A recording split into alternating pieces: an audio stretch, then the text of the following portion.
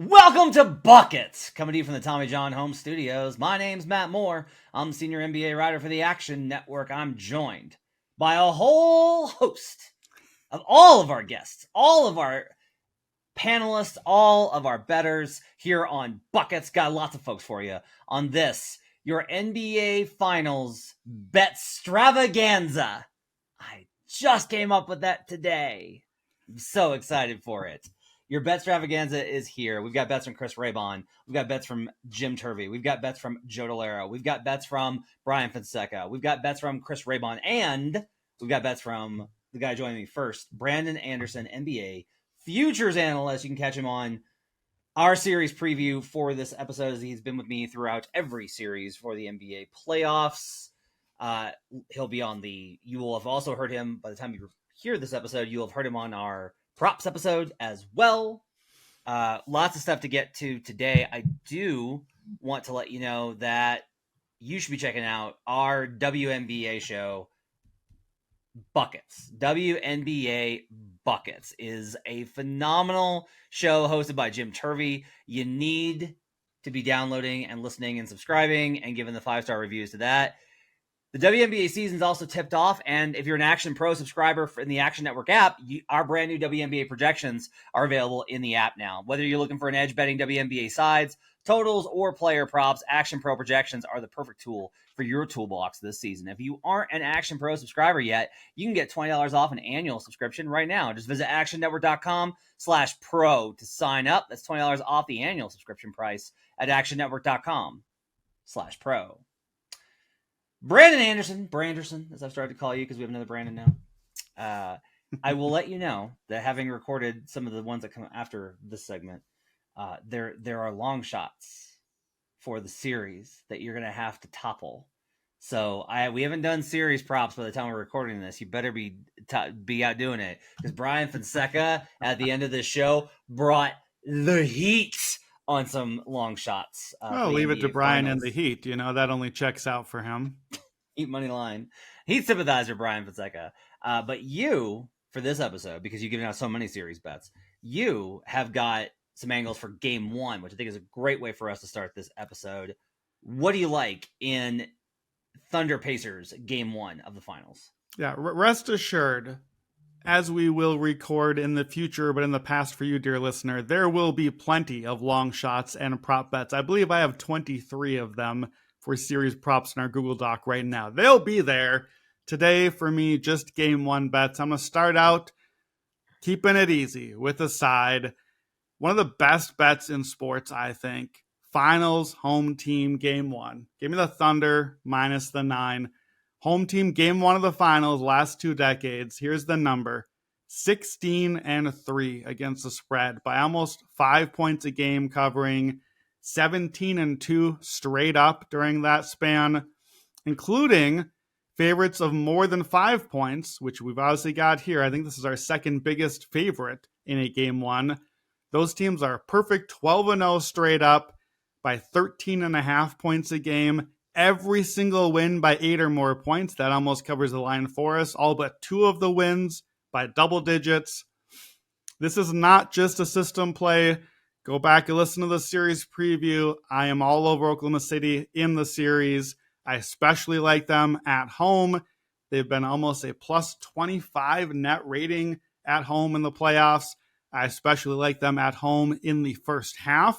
Pacers' road first halves have been a -6 net rating on the season. So love the Thunder here. Love them in the series. Gonna go ahead and take them. Game one of the finals. You love the home team there. The crowd will be rocking. They'll be locked in. This is what you play the whole season for, is to get to the spot. So let me give you a couple possible escalators here with the Thunder game one, because you know how I do it. If you want a series angle and you haven't played it yet, Thunder game one, Thunder series. -275. Not my version of an escalator. I like the plus numbers, as you know. But if you want a series angle and you like the game one angle, the Thunder have lost only twice all year to an East team, and only 2 in a row twice all year, once when it didn't really count. So if they do get game one, they should be in game shape there. My preference on the escalator is the alts. So we're going to hit some alts on the way up. over a third of Thunder wins this season have come by 20 points or more. Over a third of their wins by 20 or more. 24 points or more in now over a quarter of their wins, including in the playoffs already. 6 of their 12 playoff wins by 19, 26, 30, 32, 43, and 51. We've seen some of these early in the series too. Pacers, 22% of their losses this season came by 20 points or more, including by 21 to these very Thunder in one of the two matchups in the regular season. So, again, as we've said, if you like the Thunder, don't be afraid to cover a high line and don't be afraid to go on the alts. So, main bet, OKC -9, but here's the alts I'm going to hit. 20-point win, plus 350. 24 points, that's that magic number there where Oklahoma City is over a quarter of its wins, is plus 700. And then the longest one I can find, just a nibble, just because, 34-point win at 18-1, just in case. Matt, if I'm right about the Thunder right out of the gates, I want to be really right. I want to not miss my one chance to be super right and hit all the alts all the way. Thunder, game 1, big. Okay, I get it. For this team in particular, it makes sense. There's like two sides of this for me where I'm like, okay, if the Thunder have the best point differential in NBA history, that's a bigger reason to take the alts. In the playoffs at home when they've won, their average margin of victory is 27.9. So that checks out. We are going up against some history here. So, finals, game 1, home favorites, win and cover. Among those teams, there have been 18 since 2002. Since 2003, sorry. Only 2 of them have won by more than 20. Does that give you any pause at all? Like, I get it's like, it's these teams, it's this combo, it's these squads. Right. It's just like, it's such a difference of like, the Pacers did make the finals. Like, they did get here. And that's so many, but you're getting such a good price on it too. I get it. This is, look, we did this in the series preview. This is not a middle finger to the Pacers. This is an exclamation mark to the Thunder. This is what the Thunder have done each round already in the playoffs. They have at least 2 19-point wins against 3 teams that are very good, that I think would be very good against the Pacers in a series if we'd had that. Like, this is not about a negative spot on the Pacers, even though the Pacers do have so far already in their great run. They lost each round by 16, by 17, and by 22. Even in this very playoff run, this team, when they lose, average Pacers loss in the playoffs is by over 15 points a game. So to me, it's this. If I'm taking the Thunder -9, and again, that's the main bet here. I'm not telling you they're going to blow them out. I'm telling you they're going to win comfortably. Okay, I have really 2 options. Either I barely get over the 9, and it's like an 8 to 12 point game. Kind of close, but not close. Hit a couple free throws at the end. Either that, and I've covered that way, or it's 15 or 20 or 25 or 30. Like, those are all the same. That doesn't really matter. And I don't know who's playing at the end of the game, or the backups in, or whatever.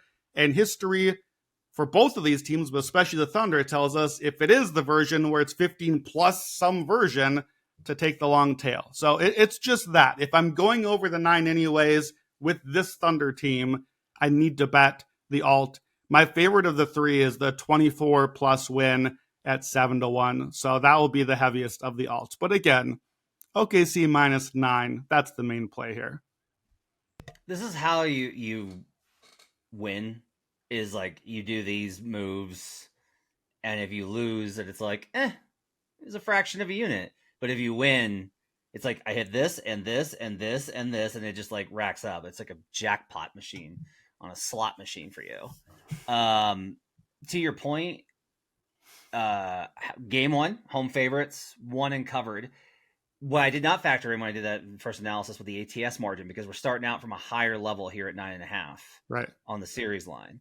ATS margin of greater than 5.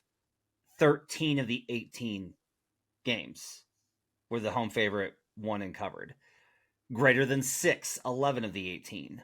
Greater than 7 on the ATS margin, 9 of the 18. 50% have covered by 9 points or more. Yeah, so now we're at 18 already. Like now we're already in range there of these alts. So it's that the line is so high already is begging me, if I'm going to bet confidently over like a double-digit win effectively, that's what I'm betting on, then once we're past double digits, we've let go of the rope a little bit, and that's where these margins are coming. And we've seen with the Thunder, that double digit might happen by mid-second quarter. And if that 10 turns into 20 by mid-second quarter, then we're in blowout city, and all those every game bets we love are in trouble and all the things. But that's what the Thunder have been doing to teams all season and still all playoffs too. This to me is interesting. The under gets better the more the home team covers.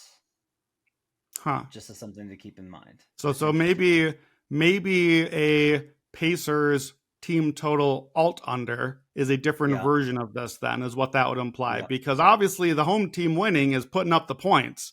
So maybe the Pacers just don't score if that is the way you want to play it. That could be interesting too. Okay, I'll steal that for later.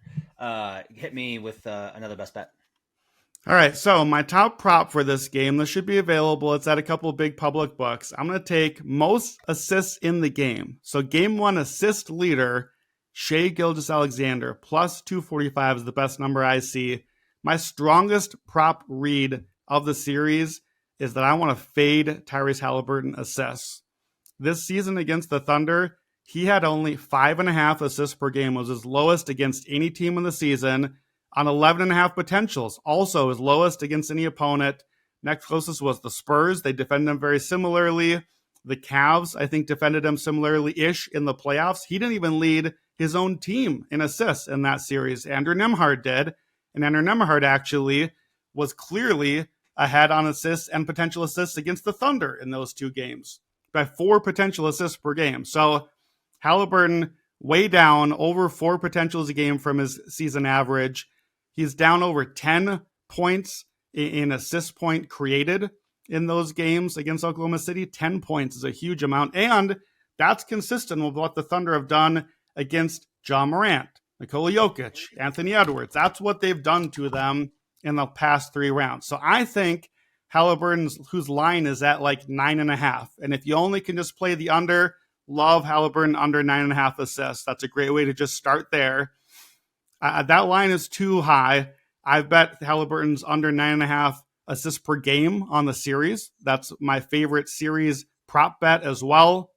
But I am fading Hallie. I'm not super duper high on Shai assists, but I am high on them. He has been good against the Pacers scoring. He's been good against them passing. They don't have a great answer to him.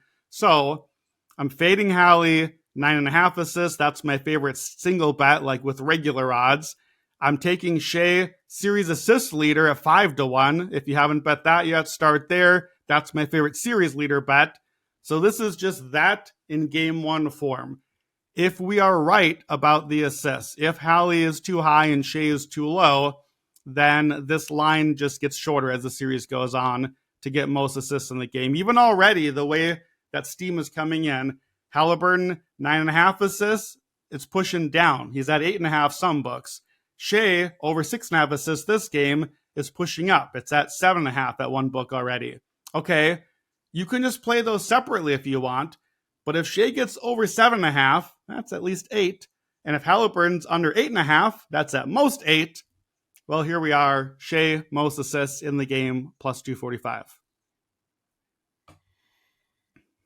Yeah, I can't argue with any of this. This is where I'm at on most of this. I worry about stuff like, the problem with Hallie is he can pick up a bunch of randos. Like, this is how this kills you, is like, the Thunder transition defense isn't as good as you expected, and it's just like, oh, he got like a little scoop one. Oh, he picked up a loose ball and he flung it and it wound up. Like, there's a lot of ways that the assist can kind of get killed by Hallie because he's such a sharp player, and like the random ones. But if we do a game script, I can't argue with you on this one. This is right. Well, and I'm glad you mentioned that, because obviously in a game where I expect the Thunder to win with some amount of comfort, then that also should trend toward me liking Shea assists more because they're scoring more points, more chances to assist. So yeah, if it's a game where you lean Indy, maybe you stay away from this bet in that game. Since I like OKC here, it's a good spot for Shea. I also like this because this is an effective way to attack Shea Finals MVP without having to pay through the nose for it. Like the prices on a Finals MVP should always be like a little bit shorter, and yet we're just getting this ridiculous number on these, and I get it because we would bet it if it was shorter. And so this is like a really good way to attack that. Is like, look, if Shea leads a series in assists, the Thunder have won, and Shea Gilgeous-Alexander is your MVP. Like there is a very low amount of game scripts where Shea leads the series in assists and is not MVP. It would take an extremely weird series outcome for that to be the case. So regardless, I like this as well. Yeah, that's smart. I like that comparison. Last one, just one more straightforward Shea bet. I do like his rebounds this series also. I think Shea's just going to put up some monster lines throughout. Over 5.5 rebounds, -113, just a very straightforward bet. We talked about rebounds on the series leader and props, so be sure to check that out there. Here's kind of the setup. I'm fading iHeart this round. I think his minutes are not necessarily going to be there. I'm fading Miles Turner's rebounding because if iHeart plays a little less, if you look this season, Turner had more rebounds because Hartenstein was on the court, but Chet missed those matchups.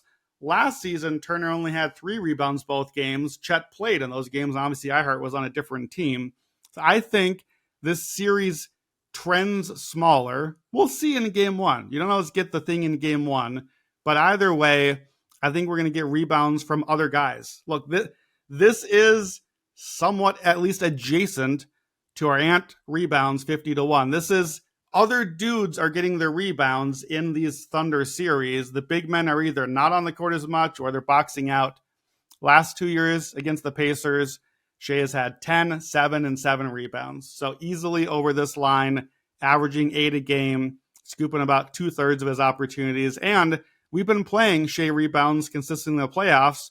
His rebounds have gone up in the playoffs. Last 2 years, 5.3 per game in the regular season, 6.3 in the playoffs. I think this line is looking at his regular season average, not the playoff average where it's gone up.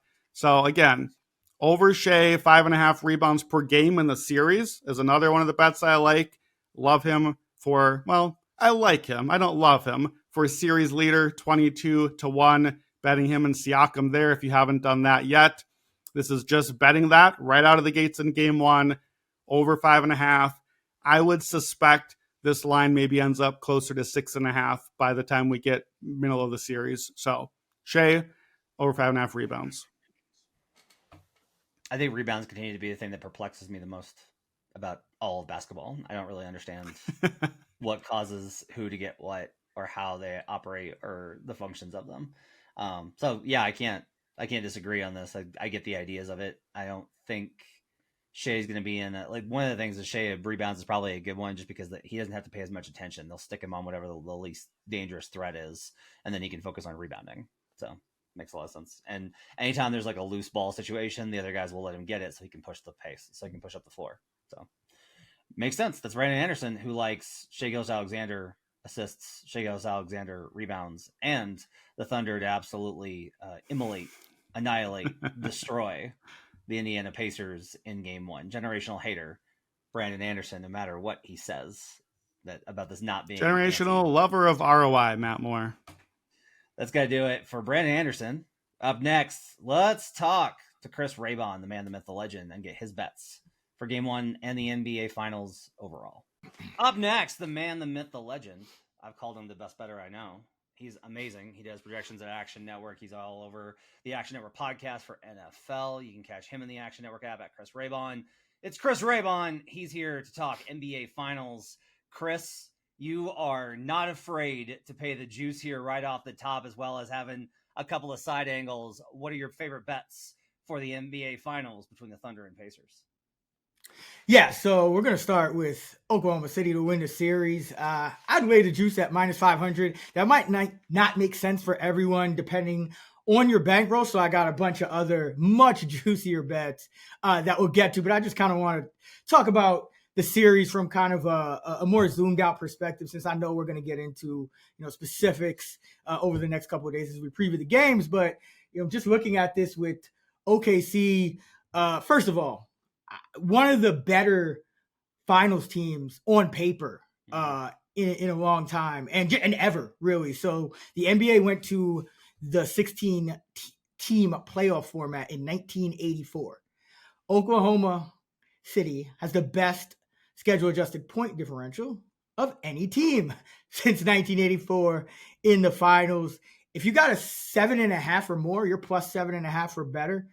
You're 14-2 in the finals, and that includes 13-1 as favorites. So there's been a couple of underdogs that split, but favorites are 13-1. And then you look at the defense, which is really, I think, Oklahoma City's calling card of what makes them so special. And the second best relative defensive rating in the finals since 1984. Relative just means, compared to the league average. And they're minus 7.2. I mean, that's like, that's multiple possessions on defense alone. This team is ridiculous. If you look at favorites historically over that span with a relative defensive rating of even minus 3 or better, Matt, minus 3. We're talking about Oklahoma's minus 7.2. Minus 3 or better, 21-1. Damn. You just don't see these kind of defensive teams losing. Who you see losing? Teams that get coached by Tom Thibodeau with way too much talent to be playing like ass with their starting lineup. Those are the kind of teams that lose to the Pacers. A lot of respect for this Pacers team and what they've been doing over these past few years. Rick Carlisle might be one of the kind of exceptions to because I think a lot of coaches, it's kind of like about the newer blood in the NBA. You're even seeing like Spo is bad. Kerr hasn't had a great year in a while. But Carlisle is like the exception. He's great on the road. But still, I just think this Thunder team, excellent at home, excellent on defense, MVP, don't turn the ball over, can force other teams to turn the ball over. They can really match up well here with the Indiana Pacers. So they're installed as about a minus 500 favorite and up. If you just look at minus 270 and above in terms of what a favorite is favored by heading into the finals, it's 17 times since 1984, 16-1 for favorites. So these big favorites, they tend to smash. The books tend to get these right.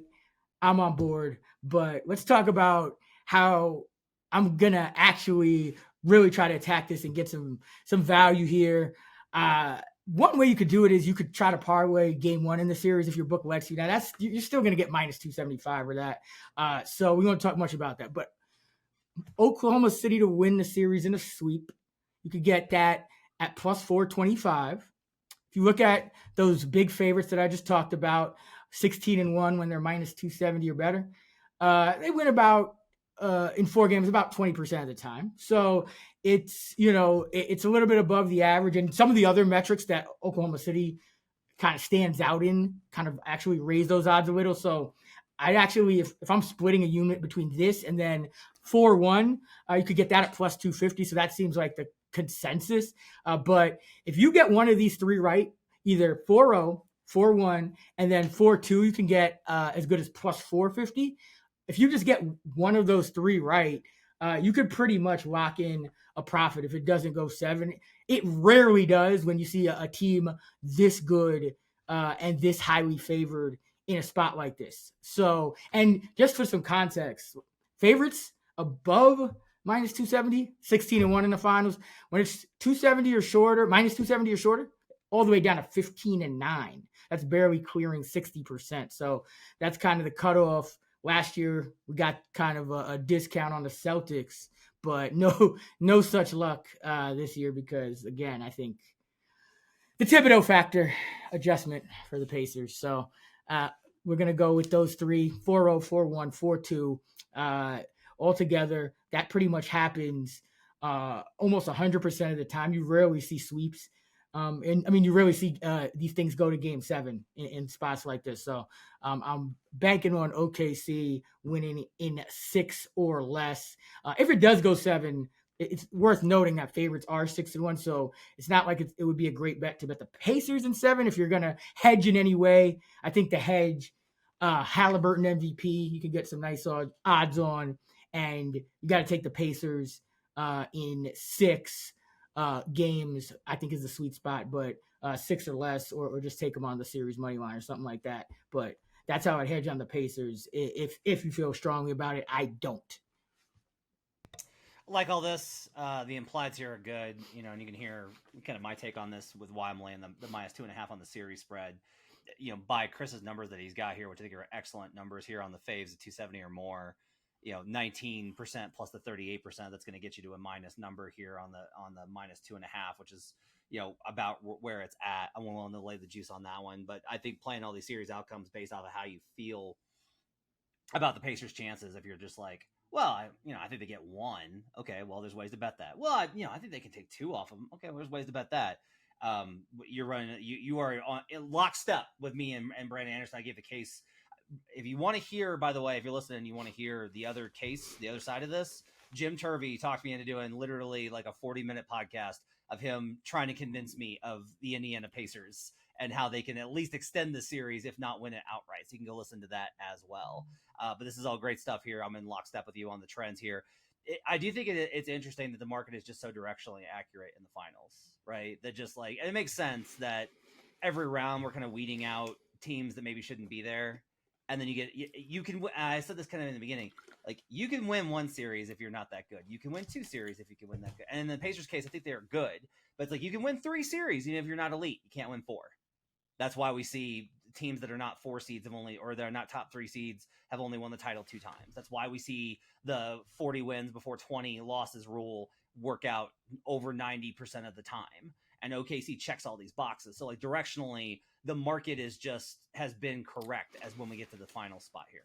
Speaking of which, if you do look at number 1 seeds going back to 1984, again, you want to go back there just because that's when the 16-team playoff format started. So, at least the seeds are going to match up to some extent. Favored number 1 seeds in the finals, 23-5. Now, it's interesting. Underdog number 1 seeds, 3-10. So you talk about the market being accurate. This is not the time to get fancy with your series plays. And listen, like I said, a lot of respect for the Pacers, and who knows? I think the biggest risk is an SGA injury. I think that obviously just, they're still going to have defense, but that scoring, that playmaking, losing that for any extended period of time in a 7-game series where you have to win 4. That I think that would be that's how the Pacers win the series. So there are some markets where you look at like most points in the series, and SGA is just this humongous favorite, even MVP to an extent. So if you want to kind of bet or hedge your bets on that going down, I think that's the kind of route you're looking for as you build your parlays or your bets. Okay, you got some props that you like as well. Let's talk to me about Shai Gilgeous-Alexander. Yeah, so best player in the series, and going up against, I still think Tyrese Halliburton is the best player on the Pacers. I know Siakam made his case with the conference finals MVP, and last year it was all about, for me anyway, Jaylen Brown over Tatum. This year, I'm trying to find ways to bet SGA. No, I'm not playing around here. So what I think is interesting is SGA to have the most assists in the series. You can get that at 5-1. If you look at SGA versus Halliburton, SGA 7 assists per game in the playoff wins this year. Halliburton 7 assists per game in the playoff losses this year. Now, there's a very decent chance that Oklahoma City is able to not just win, but pull off the sweep. So that if you can parlay those two, that would be kind of how you would really maximize the upside. But if you're just looking at Halliburton, he's a player that has had a pretty big split and drop off wins versus losses. And both of these teams coming into the finals are 12-4 in the postseason. So we just haven't, really seen Halliburton lose many games lately, but 10.7 in wins and just 7.0 in losses, where SGA, both this season and career, been right on his averages, whether his team wins or loses. And, the ball is going to be in his hands as much as anybody. So, and with this Oklahoma City defense, I think there's, you could see a down series from a number of Pacers offensively. And Halliburton's kind of one of those prime guys where, one game he'll put up 30 and kind of set records, and the next game he can be real quiet. I mean, he started the season out with some rough games statistically. So I like going kind of head to head with Halliburton, who is the biggest challenger. I like getting SGA at plus money for a guy that's going to have the ball in his hands a ton and still is able to kind of get to that 7 assist mark, even with all the scoring he does. So love 5-1 and really anything 3-1 or better for SGA here. I think he's real live and kind of neck and neck with Halliburton. Yeah. Brandon Anderson also on this. You can catch more on that in our Action Network preview on the on buckets here. So you've also got this is a really interesting one, Chris, because there's a lot of disagreement on this. You've got Isaiah Hartenstein here for most rebounds in series. I'd love to hear the cap on this.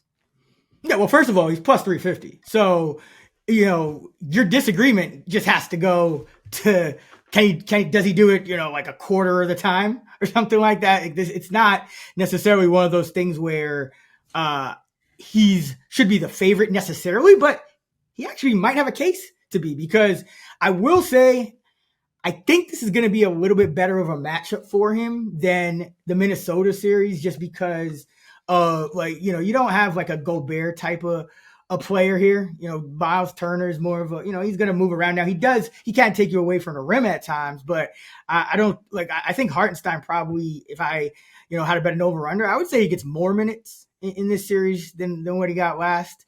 And, maybe even generally throughout the playoffs. So regular season, we know Hartenstein, he led Chet Holmgren, who's the number one challenger, by 2.7 rebounds per game. Now, there were some injuries involved and some overlap, but if you look at when they're both on the floor, Hartenstein per 36 out rebounding Chet 12.2 to 9.6. So that's a pretty big gap according to our Fantasy Labs on-off tool.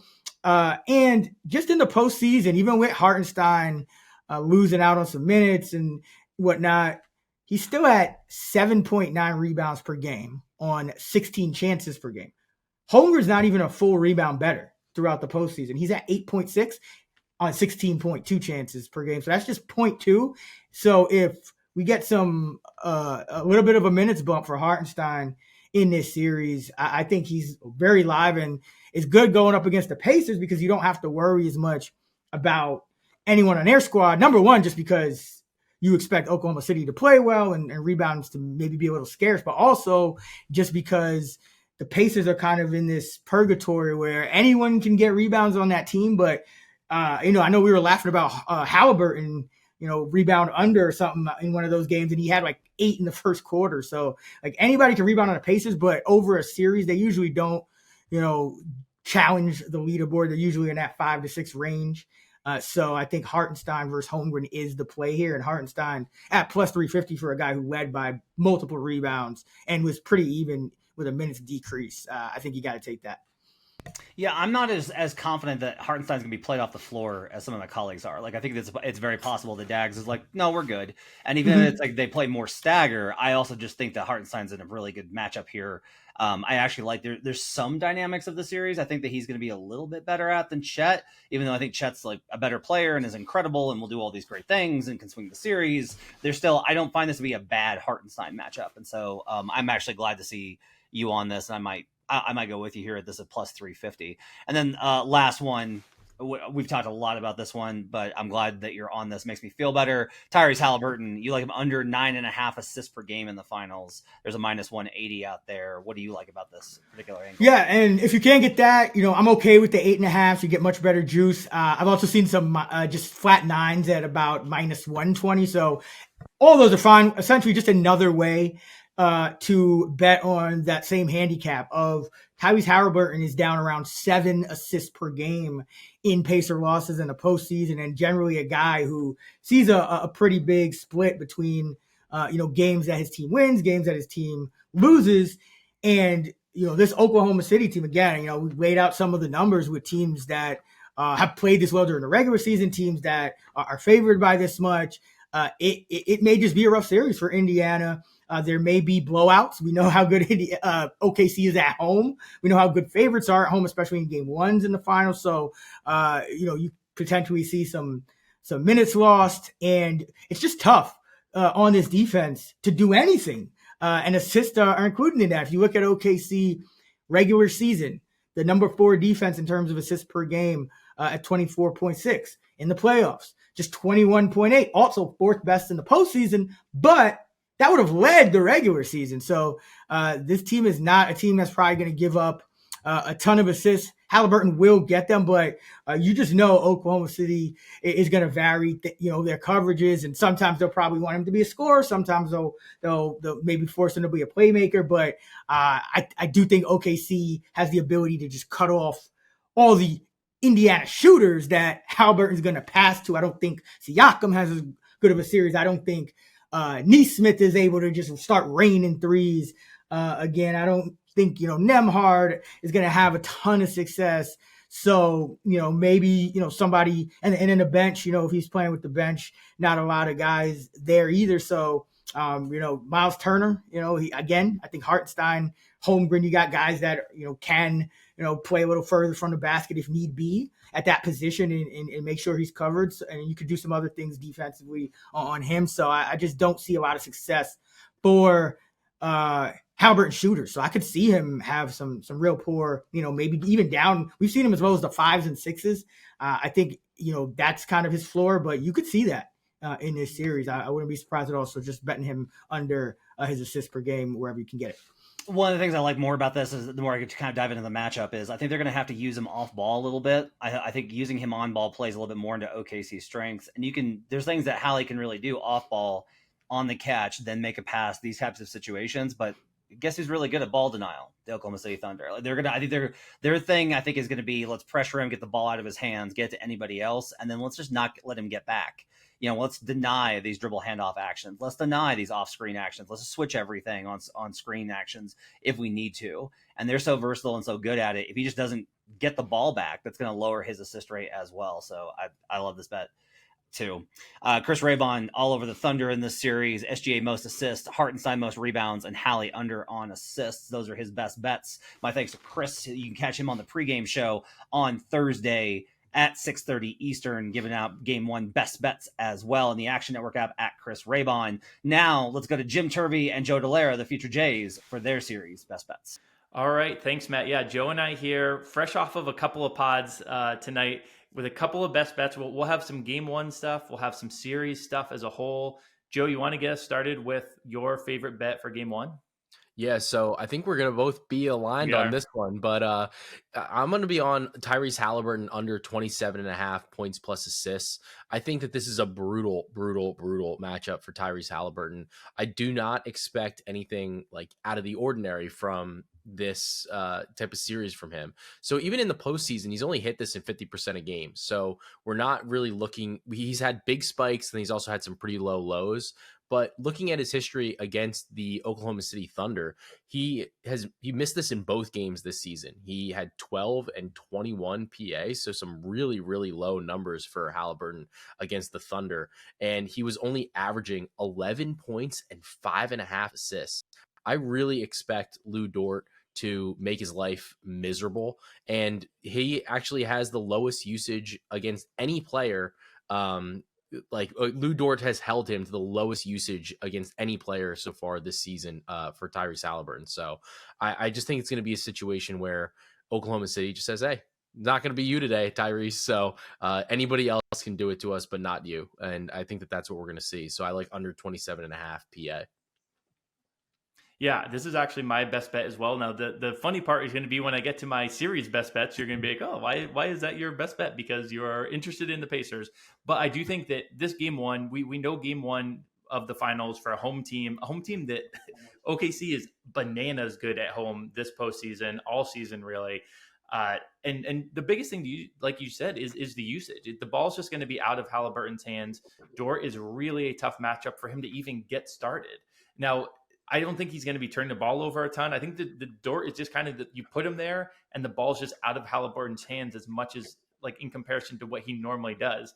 I may actually use that to transition into my first series long favorite bet, which is Halliburton under 9.5 assists. I think for the series as a whole, this number is just way too high. We saw him get 8 assists one game against OKC and then 3 in the other game. Again, this is a ball out of Halliburton's hands. They're going to put it into Nembhard's hands to take some of the pressure off of Halliburton, to be honest. So I think this number, you, Brandon, and I talked about in our finals propaganda or whatever, propaganda, where this is one of our favorite angles is I'm intrigued in Indiana. And even I think this number is insanely high. I would go with potentially, under 7.5 if it even got there. And we're going to play this game after game. I'm highlighting points plus assists for this first game because I do think that's the better angle and what I think could be a blowout game. And I think that the ball's going to be out of his hands in general. But for the series as a whole, I'm going to be looking at Halliburton under 9.5 assists. So for me, I also like that under 9.5 assists for Halliburton, but that just speaks to the ability of Oklahoma City to really stop everything that I think Indiana is going to want to do. Carlisle has been incredible for Indiana throughout the entire postseason. He really has not left a lot of meat on the bone. And I also think in the same kind of breath, right? If you have to do everything to get to the finals, maybe you are going to get a little steamrolled in the finals. And I think this Oklahoma City team is incredible. I think if you had to build a team, it would be hard to even build a team that's better to play this Indiana Pacers team. I think the Pacers are just generally like a worse version of the Thunder. They rely on a lot of depth. There's really good coaching. I think the coaching you could argue is maybe better than the Thunder's, but I think even from a top end talent perspective, like Shea always brings it. Halliburton, as we mentioned before, a little bit inconsistent. Siakam is a guy that loves to get out in space, gets out in transition. The amount of buckets he scored in the Knicks just because he was leaking out on fast breaks, cherry picking, like those things are going to dry up against this Thunder team. I don't expect that to happen at all. I think this Thunder team has really shown that they can steamroll even really good teams.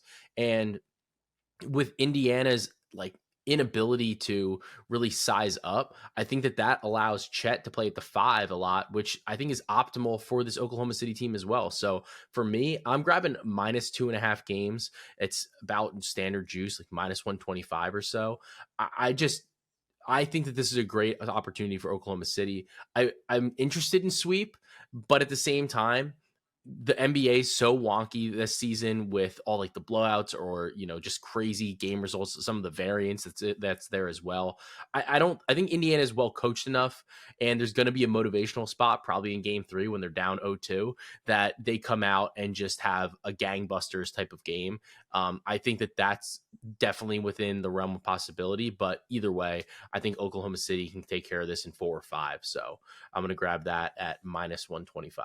And this is where it's very funny that we were paired up because my futures best bet is on the other side of things. I think that this is going to be a series. I think it's going to go. My favorite best bet for this series is over 5.5 games plus 120.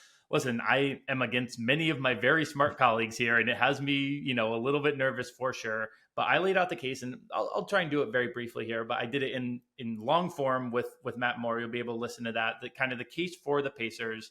And I think, it centers around a few things. I think that the market in general is just a little bit too high on OKC. I think this net rating thing that we have been latched onto, and it has been true for all of NBA history. I do realize that is true. I think we are in a different era where that net rating does not hold the same water. It's being treated as if it does, where we saw teams like a Boston this year, and even Boston last year, who they got the title. So maybe this is very stupid to be, doubting it a second time around. That was a team that there were question marks about. And I do have some question marks about OKC. I think Indiana is you mentioned personnel wise it being a nightmare matchup for Indiana, and I actually do agree with that. I wouldn't pick Indiana if it was a pick 'em. I wouldn't pick Indiana if it was only plus 300, but we're getting plus 550, and that's baked into the market a lot. Where this OKC team, I think there are question marks, especially on the offensive end, because personnel wise, it is a nightmare matchup. But this is the Indiana team that doesn't turn the ball over that much. Some of those leak out Siakam layups are going to dry up. So are a lot of the fast break points for Indiana. I'm very interested in Indiana in this series. Talk through how I like Indian 6, Indian 7 on that podcast as well. I don't think it's going to be 4 or 5 if I'm cutting out some of those margins. And if I'm going to go, part way, there's multiple steps on the ladder, but kind of the first rung of the ladder in my mind is the over 5.5 games at plus 120. And the highest rung in the ladder, I got to do it, a 500-1 here on the Best Bets episode. Aaron Nesmith, Finals MVP, plus 50,000. I think this is the guy who draws the Shea matchup. The numbers for Shea against him are very bad. It's 17 points per 100 possessions. It's almost as many. The assist to turnover jumps. He wants to get the ball out of his hand. Nesmith is a very physical defender. Now, listen, Nesmith is a little bit banged up. He has foul trouble. Shea's a great player. It's a small sample. All of that is true. There's a reason this is 501. I don't think it should be 501. I'm on the Indy side. And I do agree with Joe in that thinking it's not a great matchup for Tyrese Halliburton or Pascal Siakam. Nesmith, we've seen how electric he could be in that Knicks series, getting those threes up. OKC is fine giving up threes sometimes. If he has a scorcher of a series, and on the other end, he's the one taking Shea reasonably out of the game, holding him to 26 points a game instead of his normal 30-plus points a game. It's the Andre Iguodala path. It's the Kawhi Leonard the first time around path. I think this number is just way too long. It's a very fun little tiny sprinkle. You're not putting a mortgage on a plus 50,000. But if I'm on the Indiana side, I think that's a really fun top rung of the ladder, if you will. So that is going to be my favorite long shot. Joe, do you have anything else, or should we toss it to the rest of the crew? I hate it, Jim. I hate it. Now, Joe, did you join me? I definitely put a $5 free bet on there for there you go. a little bit of account health. So yeah, good for account health, worst case. So all right, that's it from the Future Jays. Thanks. Up next on the NBA Finals Bet Stravaganza, my guy, Bryan Fonseca. Bryan Fonseca NY on Twitter and the Action Network app, at Bryan Fonseca on YouTube. Did every show watch along for the New York Knicks run. Yes. An incredible run of watching a very not that good team make an amazing run. Here we go. To Game 5. Every possession. The conference finals was with us on the Pacers blowout, though, in Game 6. 6. I hit every Game Pacers 6. bet. Game 5. Every single Game Pacers 6. bet I had in that game. Yeah, Bryan did very well on Pacers Game 6, and he's here to give us his best bets for the NBA Finals between the Pacers and the Thunder. What you got, Bryan?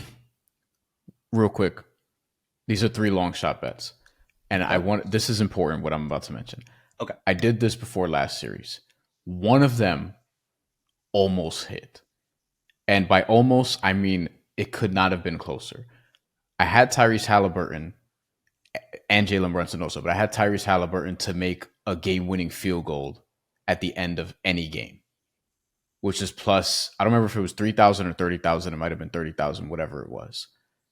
And Game 1, he had the game-tying shot. If that was a 3, because it was a deep 2, if that was a 3, that would have cashed. It's just to say that these bets are not worthless.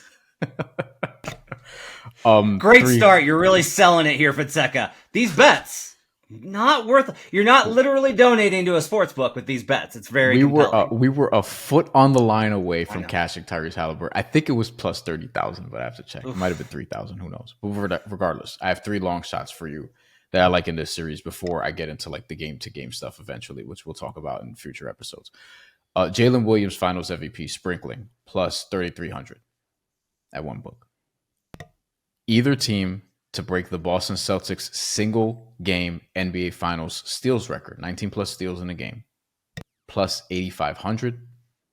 And any player to break Robert Horry's single game NBA Finals steals record with 8 plus steals at plus 14,000. I love it. I love that you're going the long shots. I love this. Let's start with J-Dub.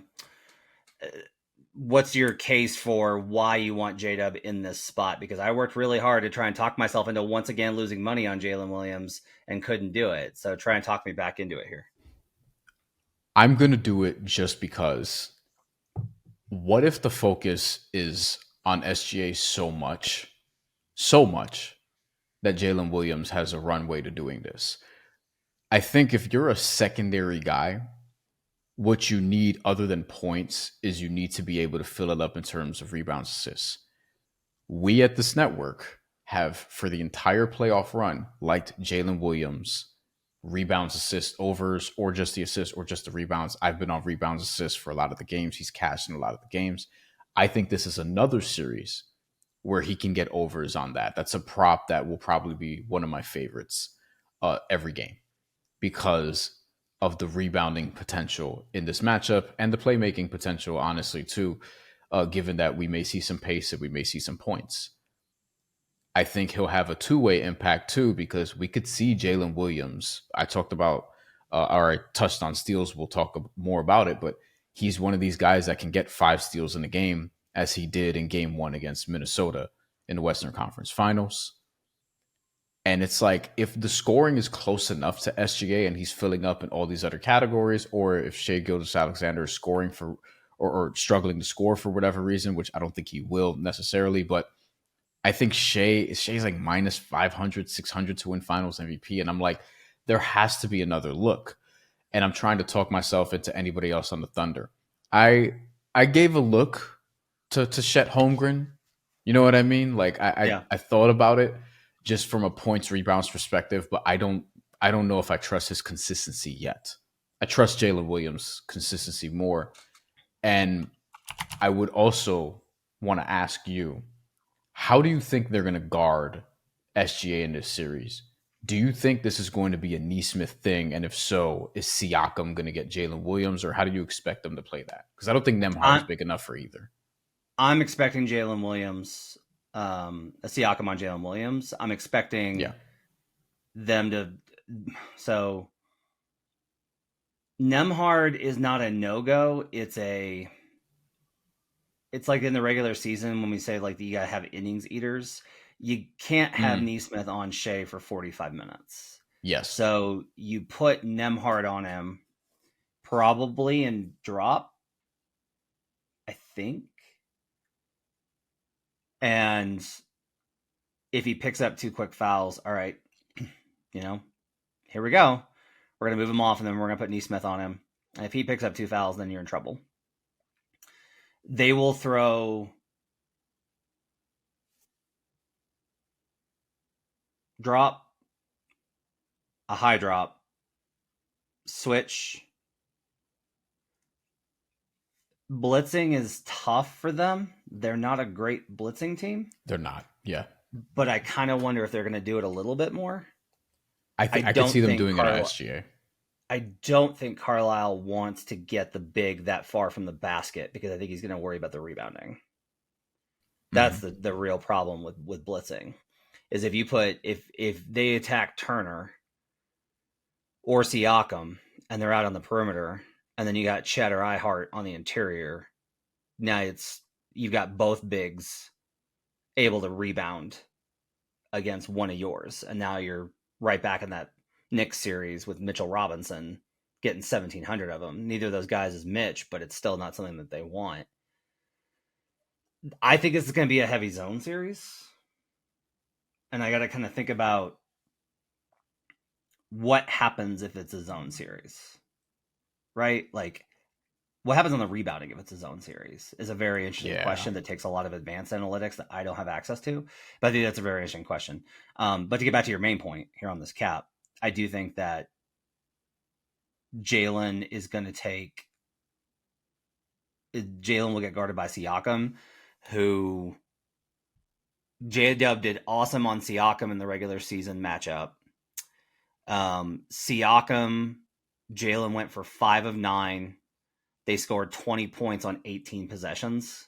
Really good points per possession mark. He made 1 3. He only had 1 assist is the problem. So that might be an issue here, is like the Pacers are likely to tamp down on the number of assists that J-Dub's able to generate, which I think is a problem. I actually don't mind in the small ball minutes having Toppin on him. I don't mind that matchup. I don't hate that. So I think that that's a pretty tough one. And really a lot of this is like, look, if they were to put the ball in J-Dub's hands and have him initiate, then I think he can carve this defense up. But I agree. they're not going to. It's going to be Shea. Like, this is where I got to with Brandon. It's just going to be Shea. Like, it's just going to be Shea. But I'll say this, like, if you give me every single player and it's not Shea, I want J-Dub before I want Tyrese. I agree. So that's where I'm at too. That inherently is going to put value. If you like OKC to win the series, which we do, even with this price, the gap between J-Dub and Shea is not reflected in the market.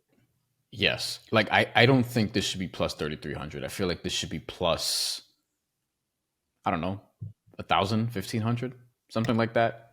Like, if we're expecting OKC to win this series, and we are, and obviously the market is, because they're minus 750 or whatever it is at this point, why is their second best player plus 3,300 to win finals MVP?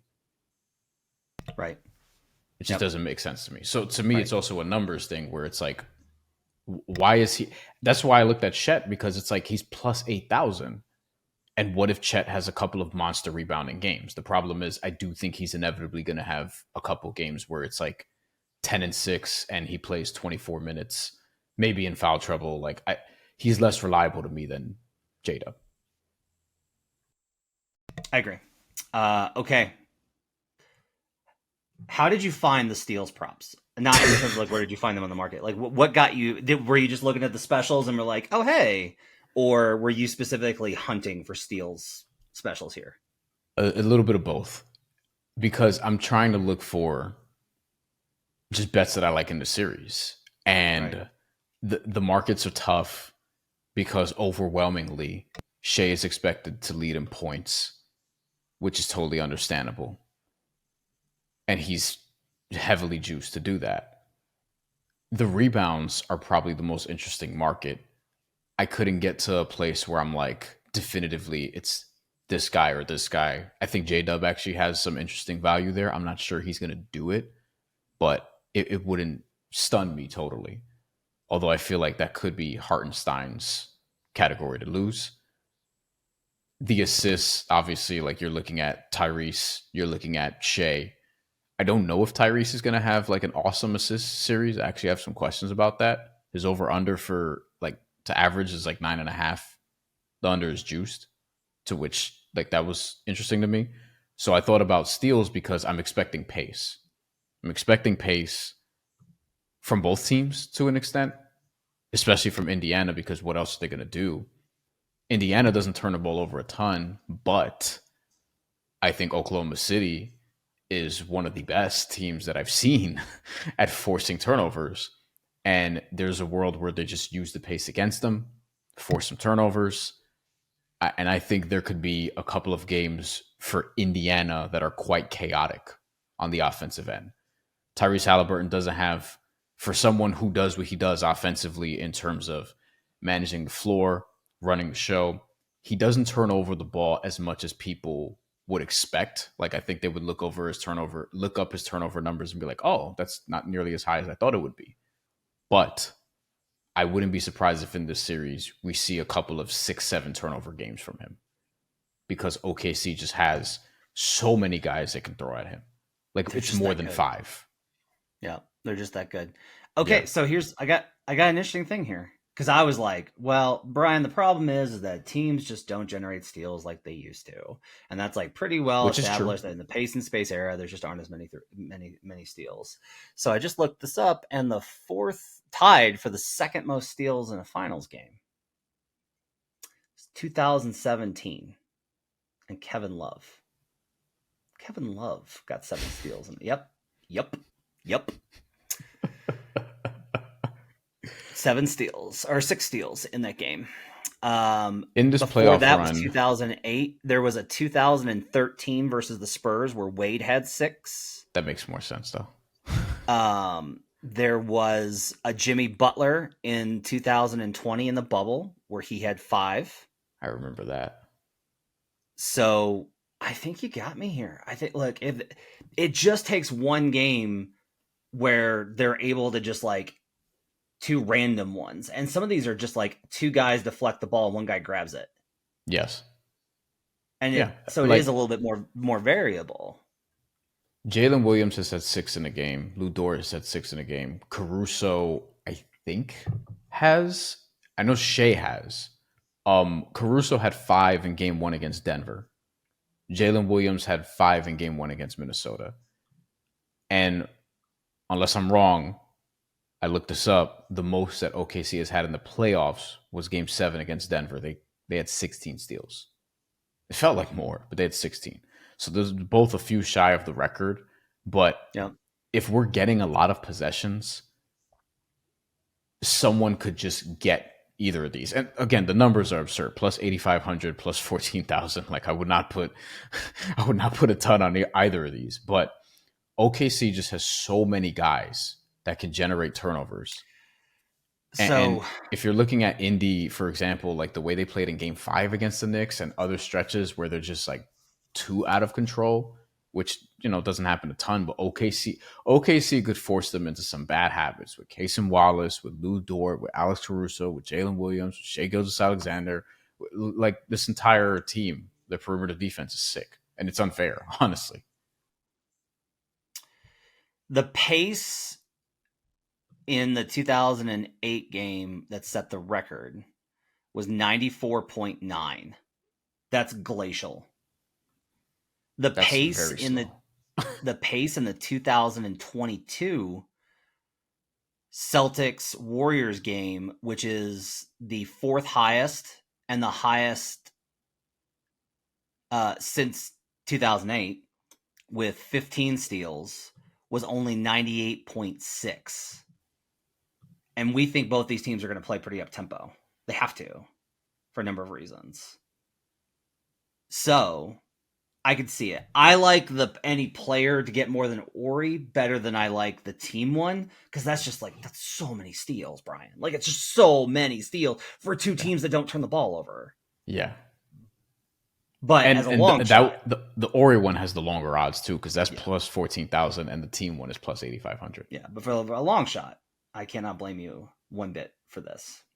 Good stuff. Great bets from Bryan Fonseca. Excellent job, my man. You can catch him on buckets throughout the NBA Finals. You can catch him on Twitter at Bryan Fonseca. He's at Bryan Fonseca NY on there, and in the Action Network app, as well as on his YouTube page at Bryan Fonseca, where he talks NBA, WNBA, and a number of other things. Thanks for joining me, Brian.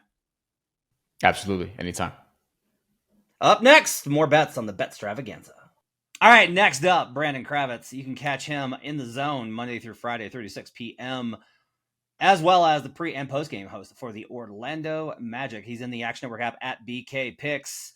Brandon has been quite the contrarian, I think, in the playoffs, much to, I think he's won a lot because of it. He was with us on the Pacers in that series and in that great Game 6. Brandon Kravitz, what do you like in this series between the Oklahoma City Thunder and the Indiana Pacers? Well, I think the value has been zapped from the OKC side. I don't know how many people that you've talked to that are picking the Indiana Pacers. You had multiple people on this podcast channel that have been telling you for months to bet OKC at closer to minus 120. So to get them now at minus 700 would be foolish. All of that said, I do like the Thunder to win this series. I think the better way to bet it, and you're still going to have to lay some heavy juice, is Thunder minus 1.5 at minus 275. I also like Aaron Nesmith, most made threes in the series, at plus 425. All right. Talk to me about how you want to bet this and what those specific angles are in the cap for those. So Thunder minus 1.5 is just looking at the way these NBA finals have played out in recent years, and then this specific matchup. I love the Pacers story. I do think they can cover some spreads. I mean, just to give you an idea of where I'm at, I am not the biggest forecaster, futures guy. Well, I will listen to Brandon Anderson until the end of my days with the way that he's able to forecast things. For me, I'm much more of a spot player. I'm looking at betting this series game to game. But in terms of the way that this is going to play out, I mean, we've got some plucky underdogs. This is probably the end of the road for them. The Thunder are massive favorites in this series, and as our friend Evan Abrams has pointed out, heavy favorites that are minus 400 or better are 30-3 in the NBA Finals, and the Thunder sitting at that hefty price. So that's too pricey. I wanted a little bit of a discount, and all we're asking for in this series is that the series doesn't go to a seventh game and that the Thunder win. And the sad truth is, and the NBA hates this, is that Game 7s in the NBA are becoming increasingly rare. Since 2013, we've only seen 2, and both of those Game 7s involved LeBron James and all-time great teams in the San Antonio Spurs and the Golden State Warriors. I don't think this is the heavyweight bout that those two matchups were. The Thunder should be able to win this, and I would be surprised if it even got to 6. Yeah, me too. That's why I have it minus 2.5 as a best bet as well as on Thunder in 5 exacta. Okay, so what's the other angle that you like here? So Aaron Nesmith, most made threes in the series at plus 425. This one, a much more profitable payout. The Pacers have shot 47% on corner threes, easily the best mark in the playoffs.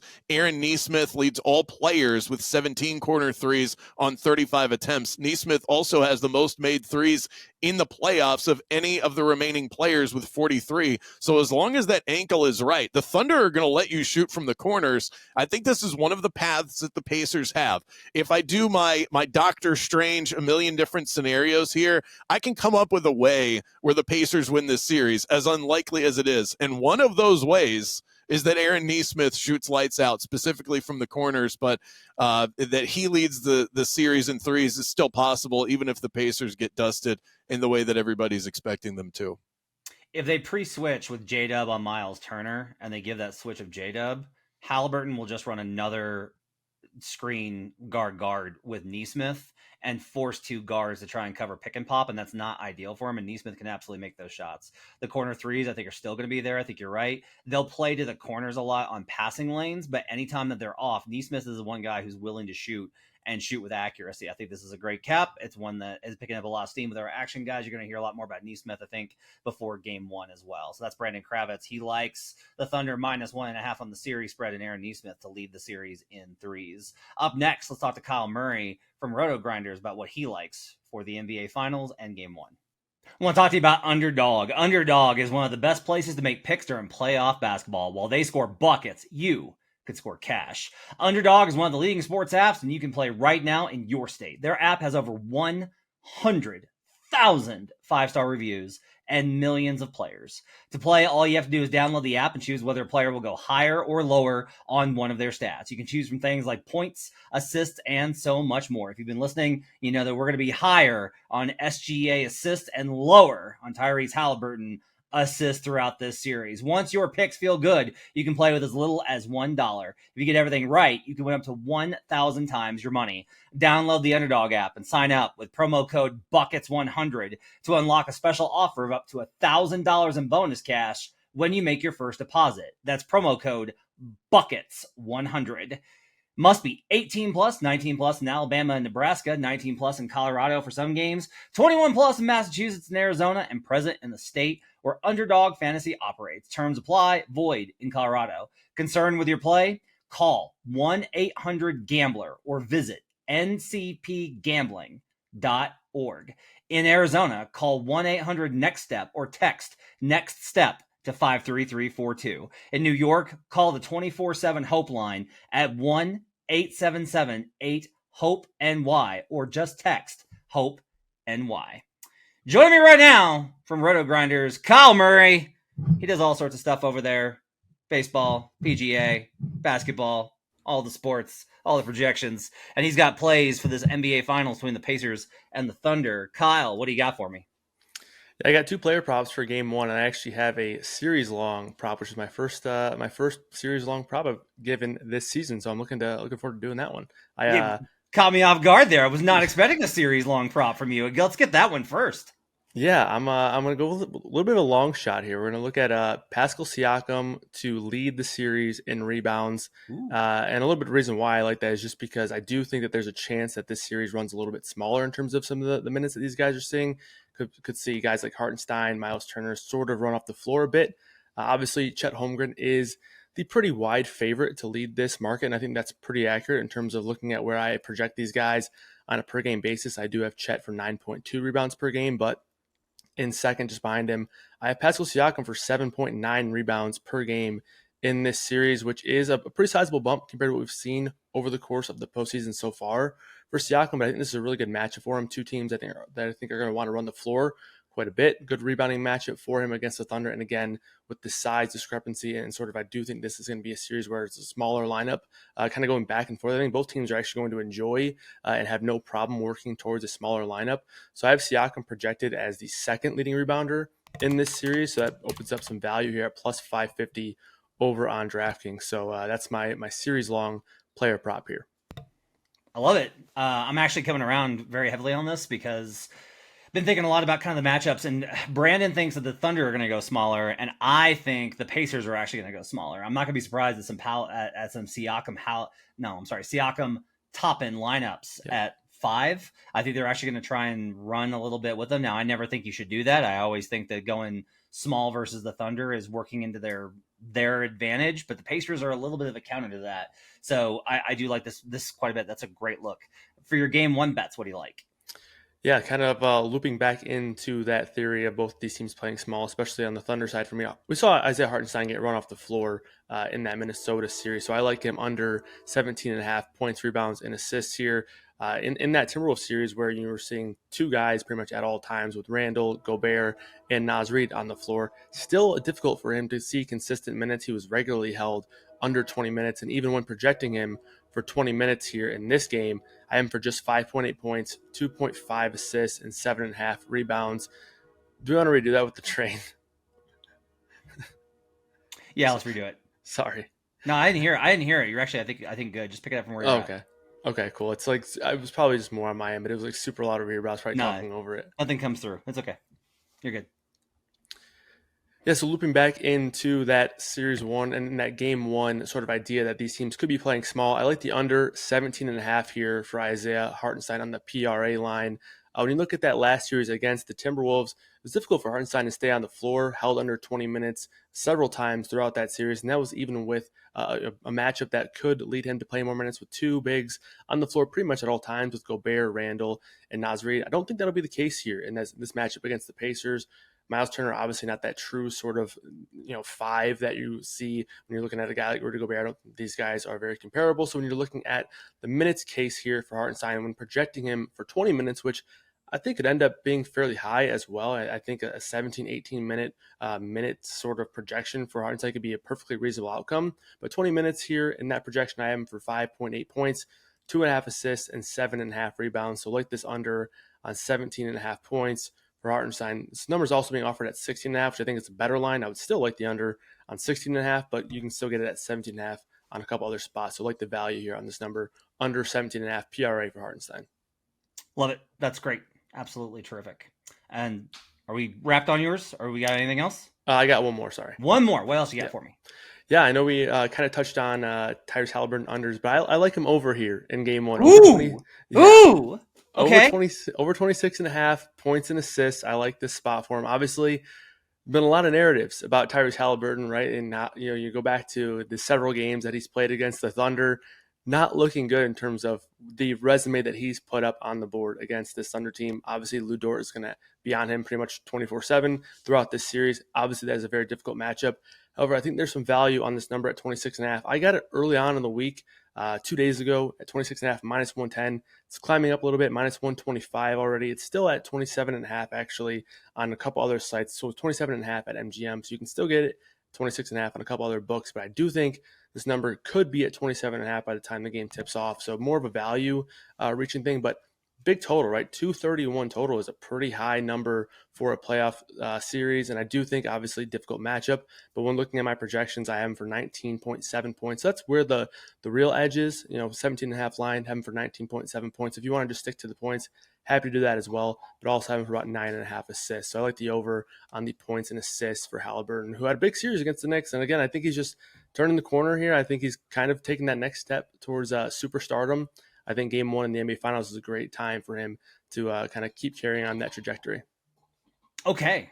I love this because you're like the only guy that's not fading Halliburton amongst all of our Action Network guys, our Buckets guys. This is great. I love it. We'll see what happens, and we'll get Kyle's reaction after game one as well. You can check out Kyle Murray, Kmurr DFS, KMURR DFS in the Action Network app over at Roto Grinders. Great content, especially doing some golf stuff. So go check that out as well. Thanks so much to Kyle, as well as all of our contributors here on Buckets. That's going to do it for the Betstravaganza. Hope you guys have enjoyed it. Hope you guys enjoy game one. We will be around for pregame, 6:30 Eastern on youtube.com/the Action Network. You will have live bets there. Bets from Chris Raybon, Gilles Gallant, lots of folks hanging out with us. Great set of guys. Kyle's going to be on those shows as well.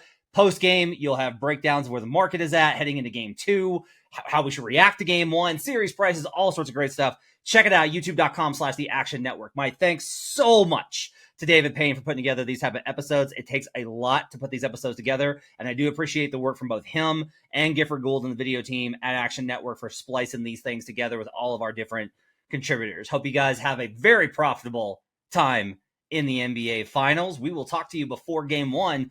Till then, let's get buckets.